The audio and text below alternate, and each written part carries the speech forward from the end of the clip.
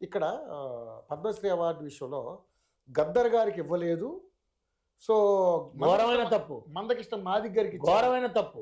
నేను మందకృష్ణ మాదిగ్ గారికి ఇవ్వడానికి తప్పు పట్టట్లా, గద్దర్కి కూడా ఇవ్వాలంటారు. గద్దర్కి ఇవ్వాలి. అసలు తెలంగాణ అంటే వచ్చే పేరు గద్దర్, అవునా?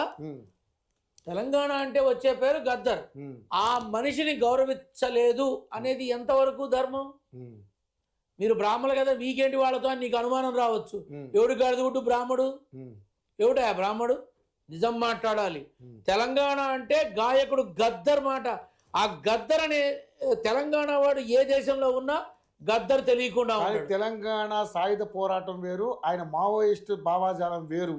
సో మావోయిస్ట్ భావాజాలం ఉన్న వాళ్ళకి అవార్డులు ఇవ్వరు అనేది వీళ్ళు ఇప్పుడు చేస్తున్నటువంటి. అవార్డులు తీసుకుని బిరుదులు తీసుకున్న వాళ్ళంతా క్లీన్ చిట్టా? ఒక సీఎంకి కేసులు ఉండొచ్చా? ఒక పిఎంకి కేసులు ఉండొచ్చా? ఒక ఎంపీ ఎమ్మెల్యేలకి కేసులు ఉండొచ్చా? వాళ్ళకి లేని బాధ ఇక్కడెందుకు?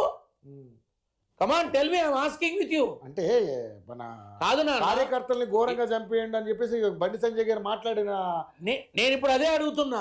ఇప్పుడు ఎవరు మాట్లాడినా ఎవరు మాట్లాడకపోయినా నేను ఒకటి అడుగుతున్నా, చెప్పండి. ఒక కేంద్ర హోంమంత్రిగా ఒకానొకనాడు చేసిన మనిషి మీద క్రిమినల్ కేసులు ఉన్నాయి.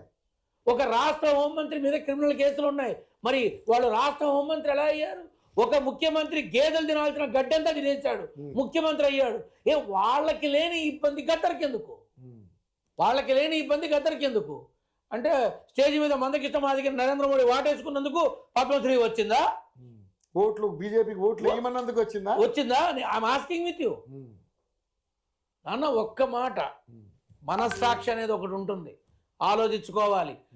భారతదేశంలో ఇంచుమించు అన్ని రాష్ట్రాల్లో అత్యాచారం కేసులున్నా, క్రిమినల్ కేసులున్నా, భూ కబ్జా కేసులున్నా, ఇతర కేసులున్నా ఖచ్చితంగా వాళ్ళు ఎమ్మెల్యేలో, ఎంపీలో, మంత్రులో ఇంకోటి అయి తీరుతూనే ఉన్నారు. సీతక్కను కూడా చూసాంగా మంత్రిగా అయి తీరుతూనే ఉన్నారు. అదే నేను చెప్పేది. గద్దర్కి వచ్చిన అడ్డం ఏంటి? గద్దర్ని ఎందుకు ఆపేశారు? కానీ వీళ్ళు ఆ పద్మశ్రీ అనే 3 అక్షరాలు ఇవ్వనంత మాత్రాన అక్కడ ఊడిపోయేదేం లేదు. గద్దర్ తెలియని తెలంగాణ వాడు లేడు, గద్దర్ని అభిమానించని తెలంగాణ వాడు లేడు. ఎంత శత్రువైనా గద్దరన్న బాగా పడతాడురా. ఆ కాలుతో వేసే అడుగు కూడా భలే ఉంటుంది రా, అది మనకి రాదురా అనుకుంటారు ఈ రోజుకి. కాబట్టి ఇప్పుడు బండి సంజయ్ అనబడేటటువంటి వ్యక్తిలా అన్నాడు, అది తన అభిప్రాయం.